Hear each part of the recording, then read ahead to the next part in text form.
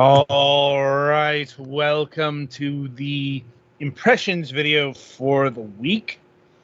It's even more awkward when we have it in the middle of the session. Anyway, welcome to the impressions of Relentless Frontier. Relentless Frontier is a fast-paced sci-fi FPS running on the GZ Doom engine.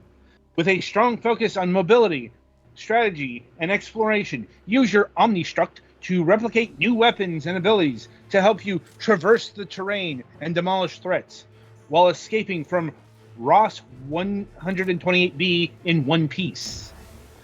Right, so special note here.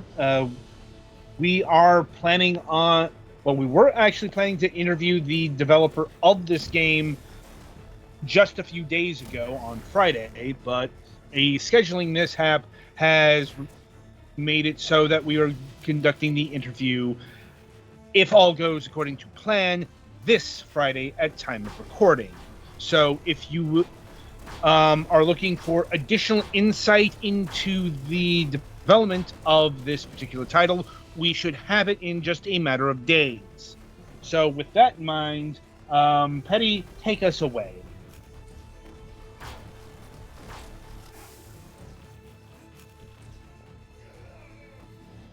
Eddie?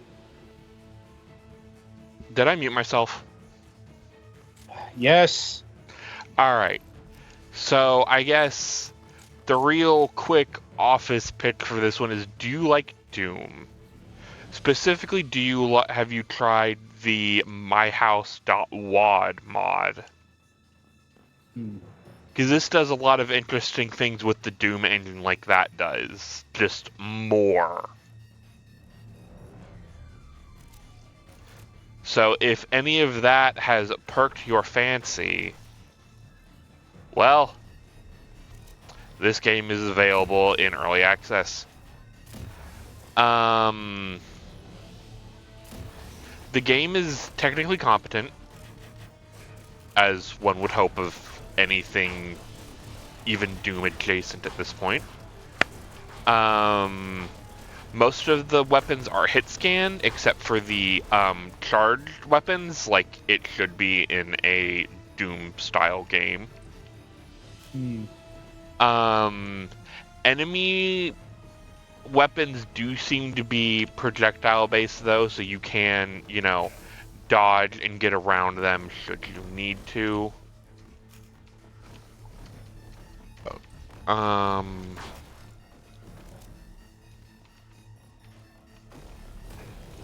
I gotta say, you're coming up with less things to talk about than I would have expected. This game is, how do I put this while trying to play it? It's put together well. Like, I've not had any bugs like I have with some things that are kind of built off the Doom engine. Because I have played some janky Doom-alikes in my time.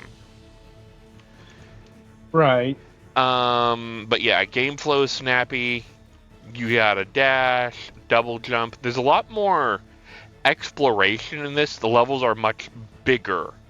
Where Doom, your time to complete a level is a couple minutes. The levels are very long and open. It can take you 10 to 20 minutes per level. And that's if you know where you're going. Yeah, given what you can do in GZ Doom these days, that's not surprising. How do I put this? Expecting a game to play very closely to Doom, if it's using GZ Doom, is not the case. Because, just graphically, this game is closer to Quake than Doom. I mean, it has some Doom trappings, obviously. Right. But yeah, I could see where if someone told me this was a Quake mod, I'd believe it. Good. And yeah, you have your,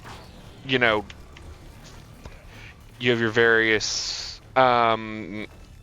most of the enemies fall under either like a fleshy bug, almost like Hell Demon type, And then there are the like mechanical enemies. These like dogs that I tricked into running to the fire. I call them dogs. They're quadrupedal armored enemies. They are you can't take them down easily with your normal like magnum. You need to use like a shotgun or something with armor piercing. Instead of like using your fist for a melee weapon, you use a axe that if you kill enemies, you get some of the what they call omni fuel, which you can use to give yourself more health, more armor, a slight bit of ammo. The ability to change into 10 different aliens. No. But yeah, I get you. This is, I'm very far in the game, so there are some interesting mechanics like with lava floors and stuff where these black cracked areas, I can stand on them briefly and it will only do a little bit of damage. But if I jump in the actual lava parts, like the bright red lava, I will take significant damage and probably die. And yeah, there's a lot of traversal. I have a couple of the like upgraded weapons. Like I have the with the Magnum here, I have its charge shot, which can be used against armored enemies. The what they're calling Justice is like your submachine gun assault rifle type thing that if you basically has a noob tube rocket launcher where if you right click it will throw a flaming bolt that does leave a fire trail that will damage enemies. And there is the axe, which even though it is a melee weapon, I do have some movement tech with that as well, where I can do a double jump and ground pound for like clearing small mobs around me. And it also it gets bigger the higher up you fall. I don't remember if it negates fall damage. If I dash while using it, I will do a armor piercing attack, which again, good when dealing with armored foes like those dogs. There is a level early on where, like the second level, where you lose basically all your weapons. And first it's a hell run to get around that, all the enemies. And then as you get some of your weapons back, it makes it easy. It's almost like Metroid in that level where you start with nothing and then you get all of your gear back. And then you just keep getting better. Because I think it's just these 5-6 weapons if you count the melee. I don't know if or when any more will be added. So if you like having a wide assortment of armaments, this could be a deal breaker for you. Then again, they could also add more weapons. That's one of the perils of early access games. Right. And go ahead. In these cases, it's important to check out the early access notes. Like, because this game is very much doing the boomer shooter release schedule. That is to say, it's being billed episodically. Mm-hmm. We plan to include a single-player campaign with 3 episodes, as well as several extra game modes that will alter the way the campaign is played. Like I saw with the second episode. Yep. And like I said, that's pretty standard for early access boomer shooters. Just everyone's copying what Dusk did. Dusk, Doom, Quake.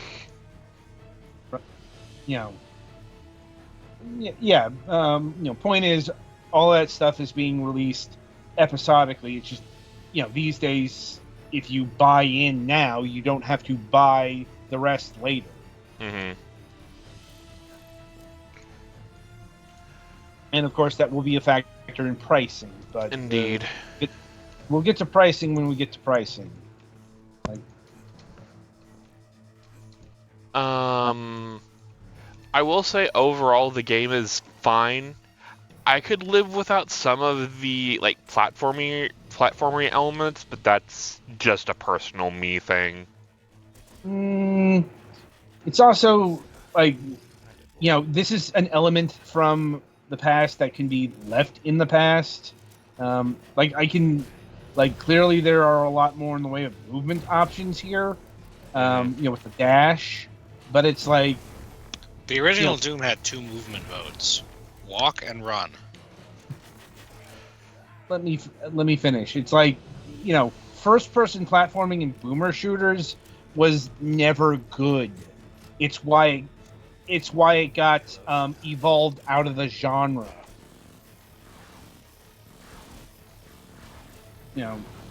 But some people will try to keep that aspect alive. Mm-hmm. Anyway,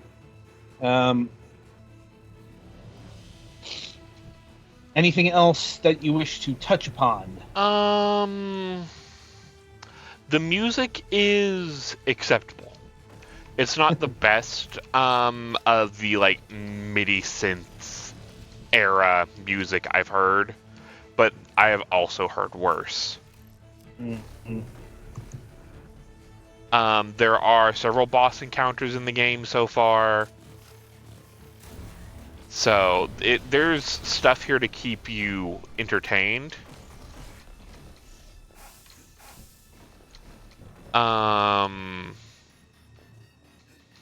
There is a story going on. It's not the best, but it's an excuse plot for this type of game. Of course. I mean, aliens are invading. Kill the aliens. Get off planet. Yeah. Stop me if you've heard this one before. This is a boomer shooter, not an ImSim. Right.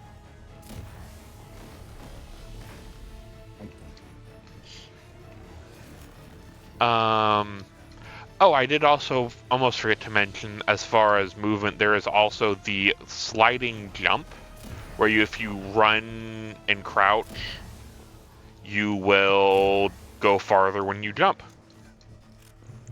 Hmm.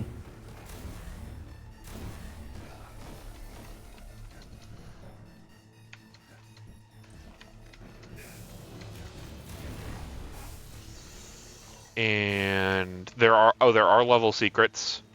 There is a map.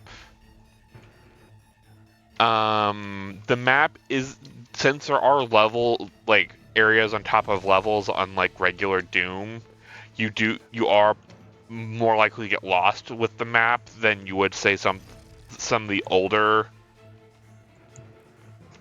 games of this type.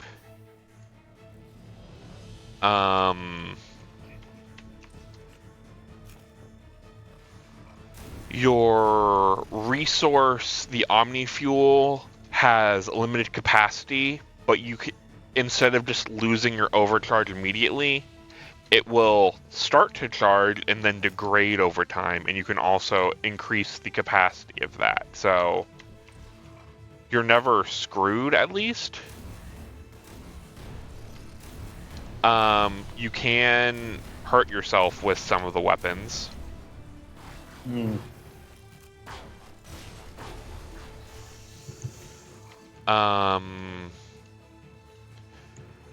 And yeah, like overall the game is enjoyable. I'd probably play more of it if given the chance. So what are we looking at price-wise? Let's see. I just had it here. No, that's still open. There we go. It is $14.99.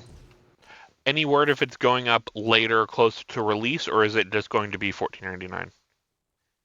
Oh, it is absolutely going up in price. All right. Yeah. And let me detail what you're getting. The current state of the game is 1 episode, 8 levels, 4 weapons, and multiple upgrades. Expect about 3 to 5 hours of playtime, if not much more if you like to explore. And early access is looking to end in late 2026. So, at the very least, there is at time of recording quite a wide berth between the here and now and the 1.0 launch window. But that also, yeah.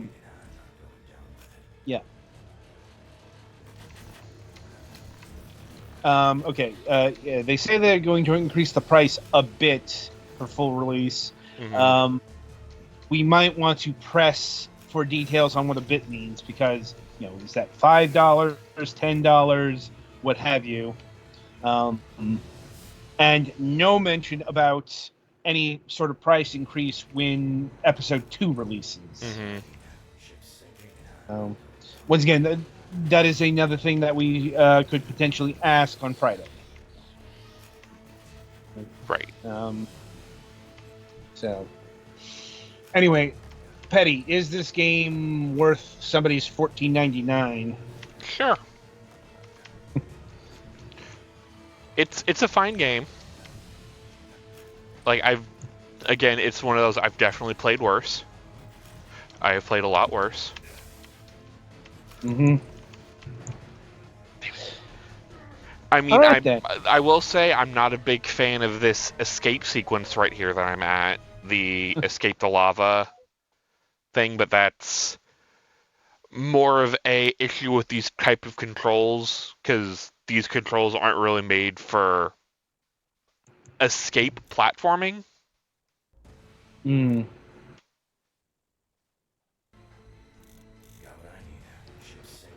Anyway, so I think that'll about do it for Relentless Frontier for now. Once again, do be sure to check out our interview when that occurs, hopefully this week. In the meantime, be sure to tune in after the break, as the Golics will be reviewing Mellowbot, A Last Song.